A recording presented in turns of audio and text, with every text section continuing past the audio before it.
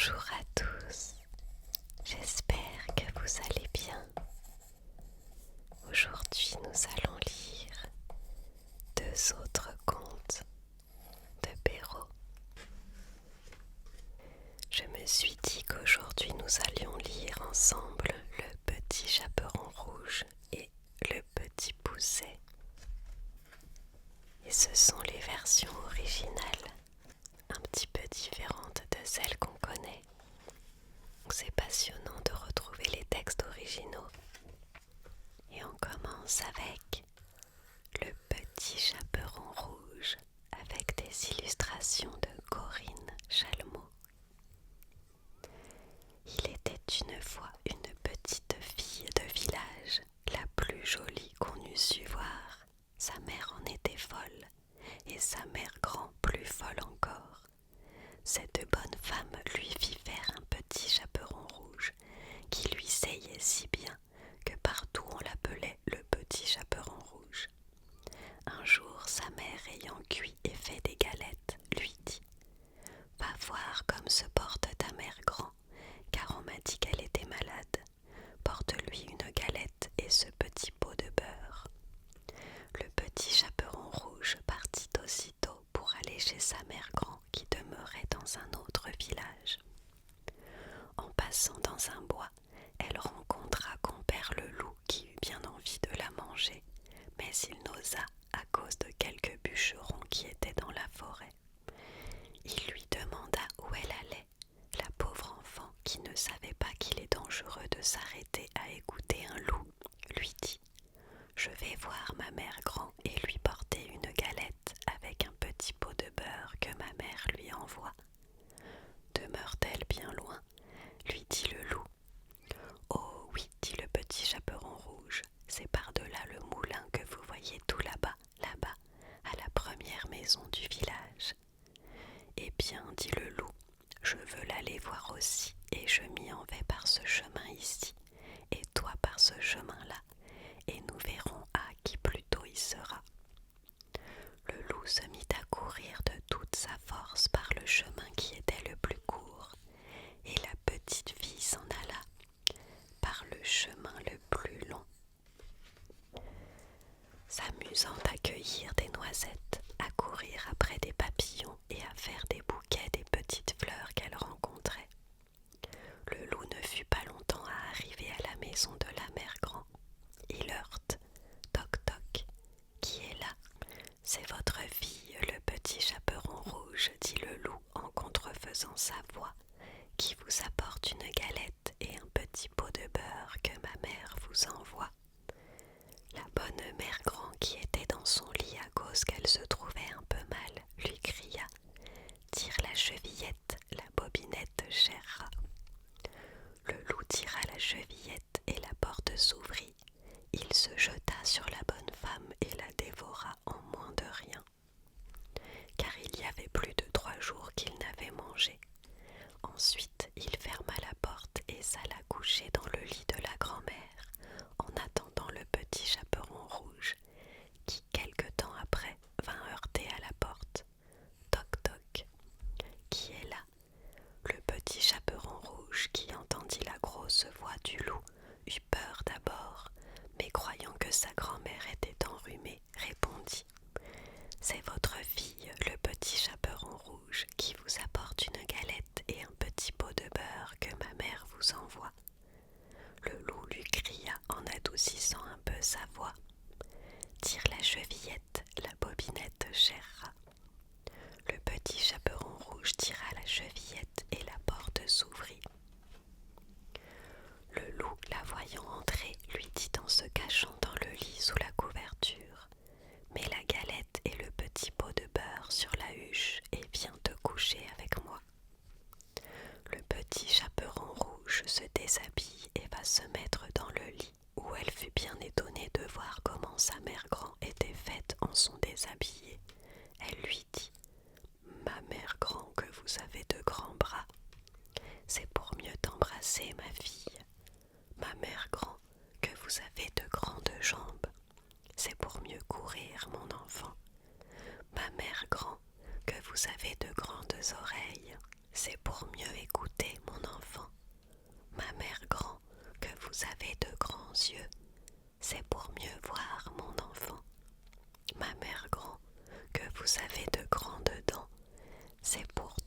manger. Et en disant ces mots, ce méchant loup se jeta sur le petit chaperon rouge et la mangea. Moralité: on voit ici que de jeunes enfants, surtout de jeunes filles, belles, bien faites et gentilles, font très mal d'écouter toutes sortes de gens, et que ce n'est pas chose étrange s'il en est temps que le loup mange. Je dis le loup car tous les loups ne sont pas de la même sorte. Il en est d'une humeur accorte, sans bruit, sans fiel et sans courroux, qui privés, complaisants et doux suivent les jeunes demoiselles jusque dans les maisons, jusque dans les ruelles. Mais hélas, qui ne sait que ces loups doucereux de tous les loups sont les plus dangereux.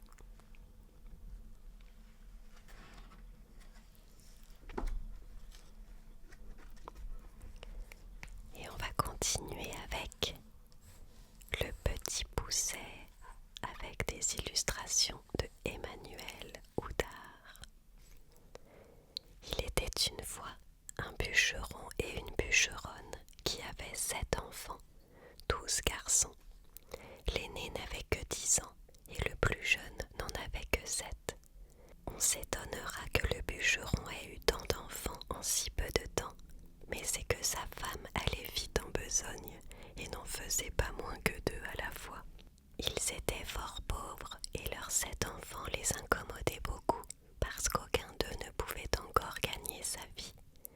Ce qui les chagrinait encore, c'est que le plus jeune était fort délicat et ne disait mot, prenant pour bêtise ce qui était une marque de bonté dans son esprit. Il était fort petit, et quand il vint au monde, il n'était guère plus gros que le pouce, ce qui fit qu'on l'appela le Petit Poucet. Ce pauvre enfant était le souffre-douleur de la maison et on lui donnait toujours le tort. Cependant, il était le plus fin et le plus avisé de tous ses frères, et s'il parlait peu, il écoutait beaucoup. Il vint une année très fâcheuse, et la famine fut si grande que ces pauvres gens résolurent de se défaire de leurs enfants. Un soir que ses enfants étaient couchés et que le bûcheron était auprès du feu avec sa femme, il lui dit le cœur serré de douleur: « Tu vois bien que nous ne pouvons plus nourrir nos enfants. Je ne saurais les voir mourir de faim devant mes yeux et je suis résolu de les mener perdre demain au bois, ce qui sera bien aisé, car tandis qu'ils s'amuseront à fagoter, nous n'avons qu'à nous enfuir sans qu'ils nous voient. » « Ah » s'écria la bûcheronne, « pourrais-tu bien toi-même mener perdre tes enfants ?» Son mari avait beau lui représenter leur grande pauvreté, elle ne pouvait y consentir. Elle était pauvre, mais elle était leur mère. Cependant, ayant considéré quelle douleur ce lui serait de les voir mourir de faim, elle y consentit et alla se coucher en pleurant. Le Petit Poucet ouït tout ce qu'ils dirent, car ayant entendu de deux dans son lit qu'ils parlaient d'affaires, il s'était levé doucement et s'était glissé sous l'escabelle de son père pour les écouter sans être vu. Il alla se recoucher et ne dormit point le reste de la nuit, songeant à ce qu'il avait à faire. Il se leva de bon matin et alla au bord d'un ruisseau, où il emplit ses poches de petits cailloux blancs et ensuite revint à la maison. On partit et le Petit Poucet ne découvrit rien de tout ce qu'il savait à ses frères. Ils allèrent dans une forêt fort épaisse, où à 10 pas de distance on ne se voyait pas l'un l'autre. Le bûcheron se mit à couper du bois et ses enfants à ramasser les broutilles pour faire des fagots. Le père et la mère, les voyant occupés à travailler, s'éloignèrent d'eux insensiblement et puis s'enfuirent tout à coup par un petit sentier détourné. Lorsque ces enfants se virent seuls, ils se mirent à crier et à pleurer de toute leur force. Le Petit Poucet les laissait crier, sachant bien par où il reviendrait à la maison, car en marchant, il avait laissé tomber le long du chemin les petits cailloux blancs qu'il avait dans ses poches. Il leur dit donc: « Ne craignez point, mes frères,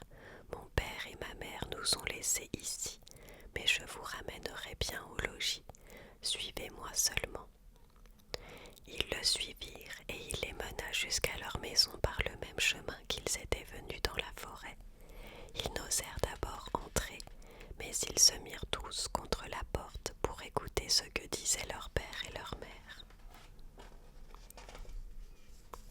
Dans le moment que le bûcheron et la bûcheronne arrivèrent chez eux, le seigneur du village leur envoya 10 écus qu'il leur devait il y avait longtemps et dont ils n'espéraient plus rien.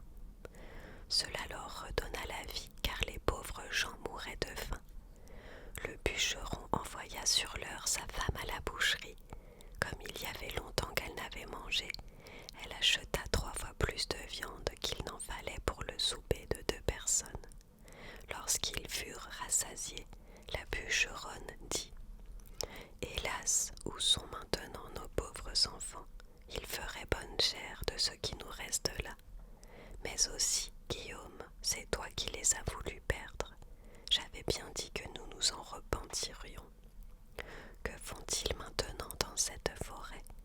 Hélas, mon Dieu, les loups les ont peut-être déjà mangés. Tu es bien inhumain d'avoir perdu ainsi des enfants. » Le bûcheron s'impatienta à la fin, car elle redit plus de 20 fois qu'il s'en repentirait et qu'elle l'avait bien dit. Il la menaça de la battre si elle ne se taisait.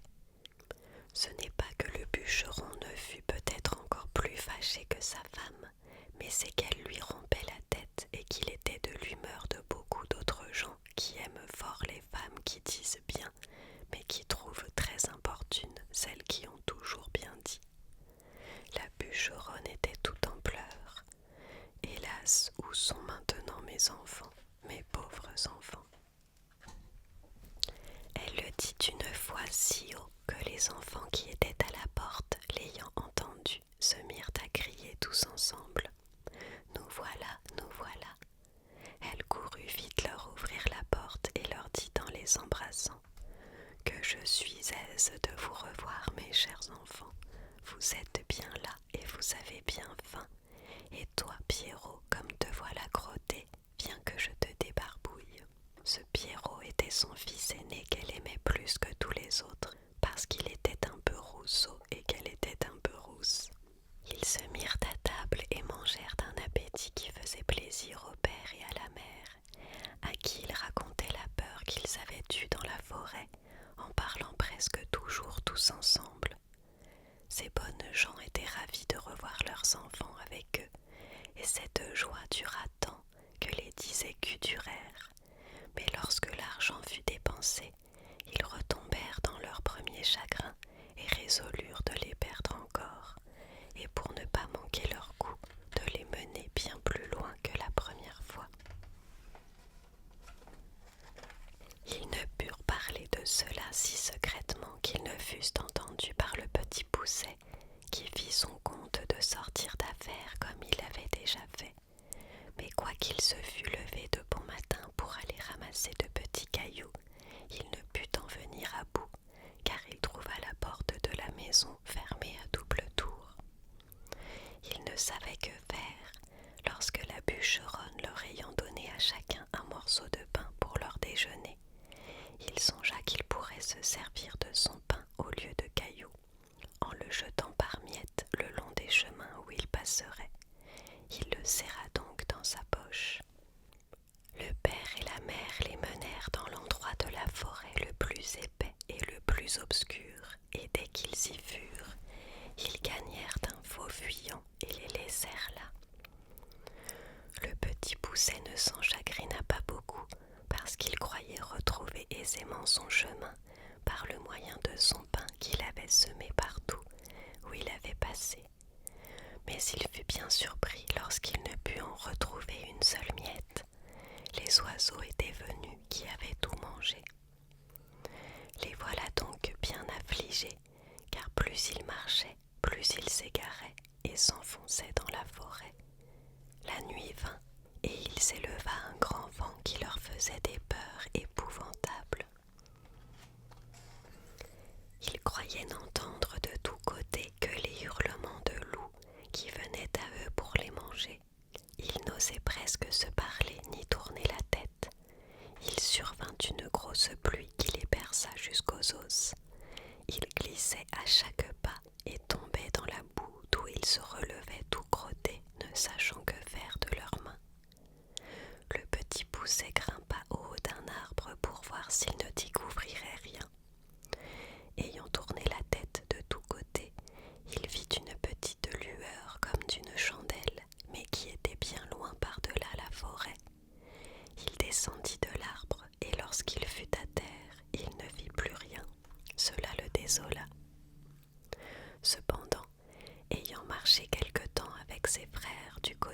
avait vu la lumière, il la revit en sortant du bois.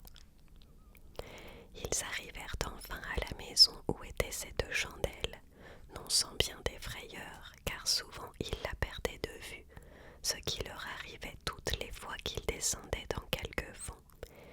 Ils heurtèrent à la porte et une bonne femme vint leur ouvrir. Elle leur demanda ce qu'ils voulaient. Le petit Poucet lui dit qu'ils étaient de pauvres enfants qui s'étaient perdus dans la forêt et qui demandaient à coucher par charité. Cette femme, les voyant tous si jolis, se mit à pleurer et leur dit: « Hélas, mes pauvres enfants, où êtes-vous venus? Savez-vous bien que c'est ici la maison d'un ogre qui mange les petits enfants? » Hélas, madame, lui répondit le petit Poucet qui tremblait de toute sa force aussi bien que ses frères. Que ferons-nous?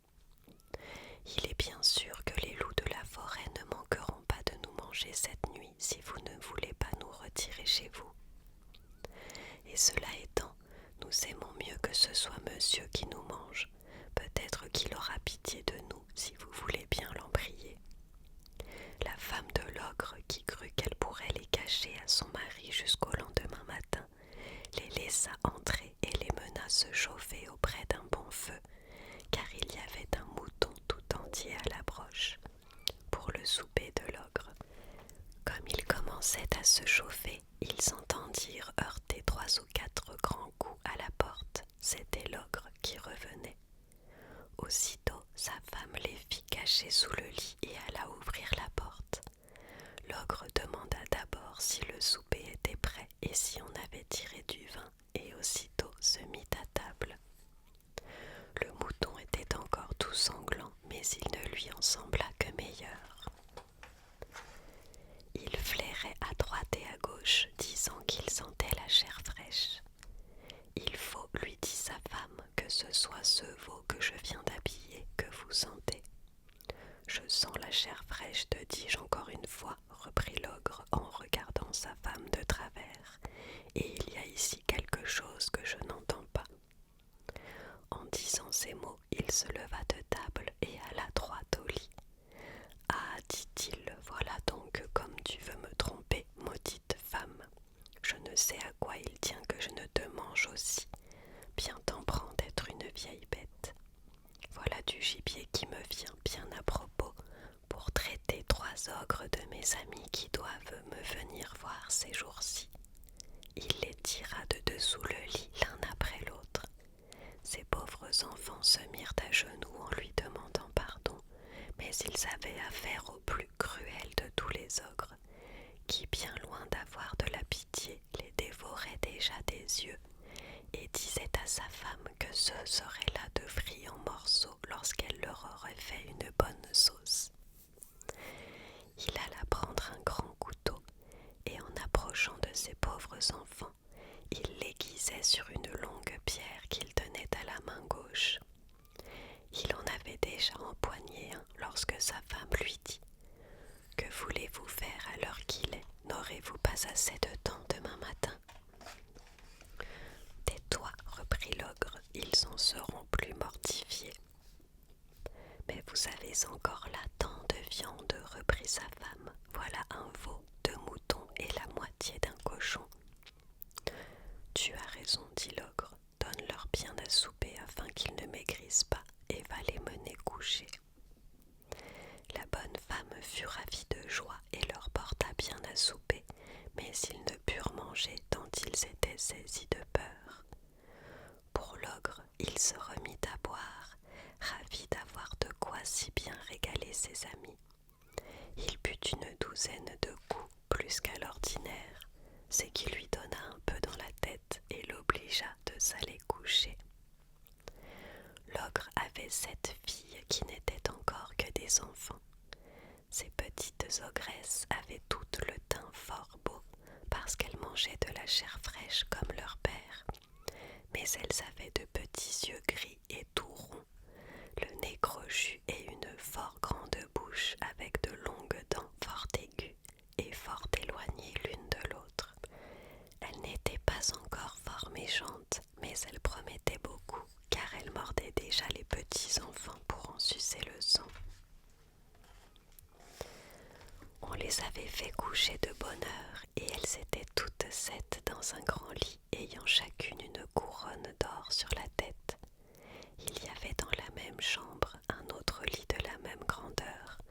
Ce fut dans ce lit que la femme de l'ogre mit coucher les 7 petits garçons, après quoi elle s'alla coucher auprès de son mari.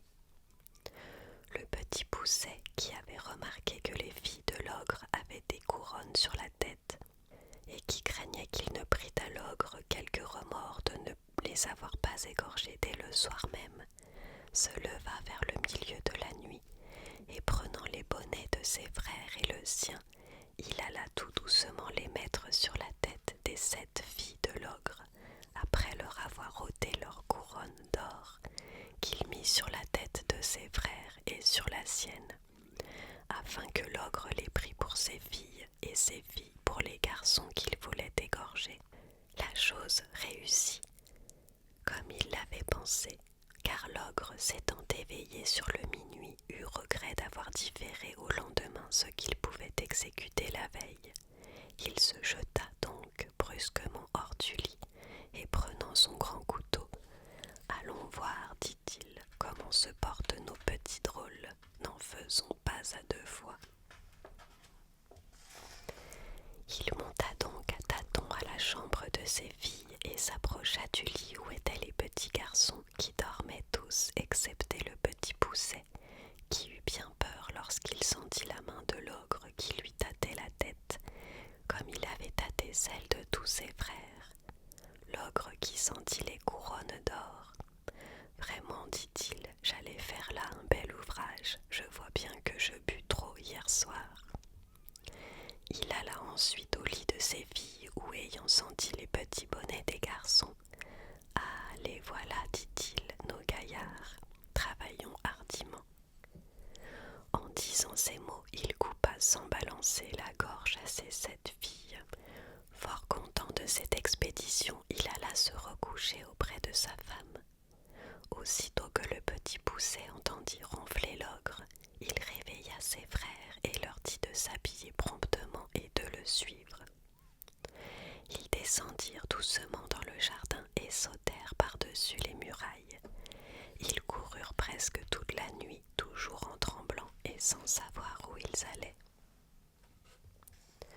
L'ogre s'étant éveillé, dit à sa femme, « Va-t'en là-haut habiller ces petits drôles d'hier au soir. » L'ogresse fut fort étonnée de la bonté de son mari, ne se doutant point de la manière qu'il entendait qu'elle les habillât, et croyant qu'il lui ordonnait de les aller vêtir, elle monta en haut, où elle fut bien surprise lorsqu'elle aperçut ses 7 filles égorgées et nageant dans leur sang. Elle commença par s'évanouir, car c'est le premier expédient que trouvent presque toutes les femmes en pareille rencontre.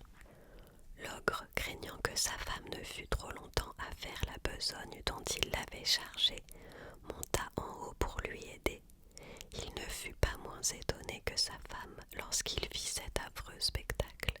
« Ah, qu'ai-je fait là ?» s'écria-t-il. « Ils me le payeront, les malheureux, et tout à l'heure. » Il jeta aussitôt une potée d'eau dans le nez de sa femme et l'ayant fait revenir.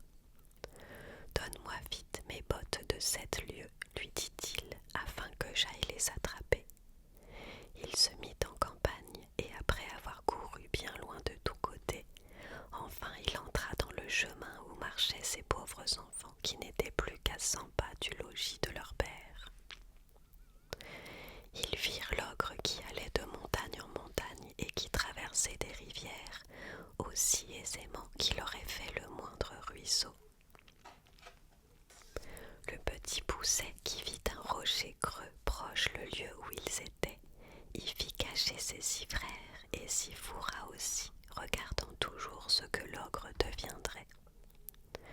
L'ogre, qui se trouvait fort las du long chemin qu'il avait fait inutilement, car les bottes de 7 lieues fatiguent fort leur homme, voulut se reposer, et par hasard il alla s'asseoir sur la roche où les petits garçons s'étaient cachés. Comme il n'en pouvait plus de fatigue, il s'endormit après s'être reposé quelque temps et vint à ronfler si effroyablement que les pauvres enfants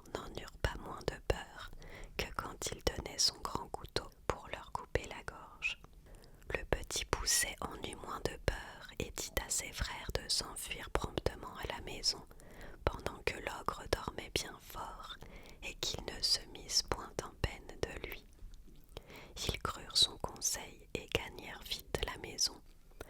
Le petit Poucet, s'étant approché de l'ogre, lui tira doucement ses bottes et les mit aussitôt. Les bottes étaient fort grandes et fort larges, mais comme elles étaient fées, elles avaient le don de s'agrandir et de s'apetisser selon la jambe de celui qui les chaussait, de sorte qu'elles se trouvèrent aussi juste à ses pieds et à ses jambes que si elles avaient été faites pour lui. Il alla droit à la maison de l'ogre où il trouva sa femme qui pleurait auprès de ses filles égorgées. « Votre mari, lui dit le petit Poucet, est en grand danger car il a été pris par une troupe de voleurs qui ont juré de le tuer s'il ne leur donne tout son or et tout son argent. Dans le moment qu'il lui tenait le poignard sur la gorge, il m'a aperçu et m'a prié de vous venir avertir de l'état où il est et de vous dire de me donner tout ce qu'il a vaillant sans en rien retenir, parce qu'autrement ils le tueront sans miséricorde. Comme la chose presse beaucoup, il a voulu que je prise ces bottes de 7 lieues que voilà, pour faire diligence, et aussi afin que vous ne croyiez pas que je sois un affronteur. » La bonne femme, fort effrayée, lui donna aussitôt tout ce qu'elle avait, car cet ogre ne laissait pas d'être fort bon mari, quoiqu'il mangeât les petits enfants. Le petit Poucet, étant donc chargé de toutes les richesses de l'ogre, s'en revint au logis de son père, où il fut reçu avec bien de la joie. Il y a bien des gens qui ne demeurent pas d'accord de cette dernière circonstance et qui prétendent que le petit Poucet n'a jamais fait ce vol à l'ogre, qu'à la vérité il n'avait pas fait conscience de lui prendre ses bottes de 7 lieues parce qu'il ne s'en servait que pour courir après les petits enfants. Ces gens-là assurent le savoir de bonne part et même pour avoir bu et mangé dans la maison du bûcheron. Ils assurent que lorsque le petit Poucet eut chaussé les bottes de l'ogre, il s'en alla à la cour, où il savait qu'on était fort en peine d'une armée qui était à 200 lieues de là, et du succès d'une bataille qu'on avait donnée. Il alla, disent-ils, trouver le roi, et lui dit que s'il le souhaitait, il lui rapporterait des nouvelles de l'armée avant la fin du jour. Le roi lui promit une grosse somme d'argent s'il en venait à bout. Le petit Poucet rapporta des nouvelles dès le soir même, et cette première course l'ayant fait connaître, il gagnait tout ce qu'il voulait, car le roi le payait parfaitement bien pour porter ses ordres à l'armée, et une infinité de dames lui donnaient tout ce qu'il voulait pour avoir des nouvelles de leurs amants, et ce fut là son plus grand gain. Il se trouvait quelques femmes qui le chargeaient de lettres pour leur mari, mais elles le payaient si mal, et cela allait à si peu de choses qu'il ne daignait mettre en ligne de compte ce qu'il gagnait de ce côté-là.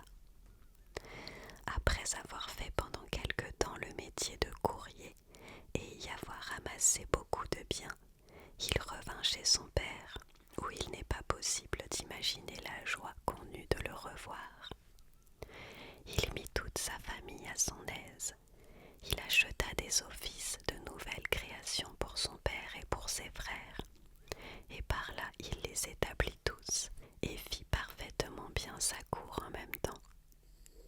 Moralité: on ne s'afflige point d'avoir beaucoup d'enfants, quand ils sont tous beaux, bien faits et bien grands et d'un extérieur qui brille. Mais si l'un d'eux est faible ou ne dit mot, on le méprise, on le raille, on le pille. Quelquefois, cependant, c'est ce petit marmot qui fera le bonheur de toute la famille.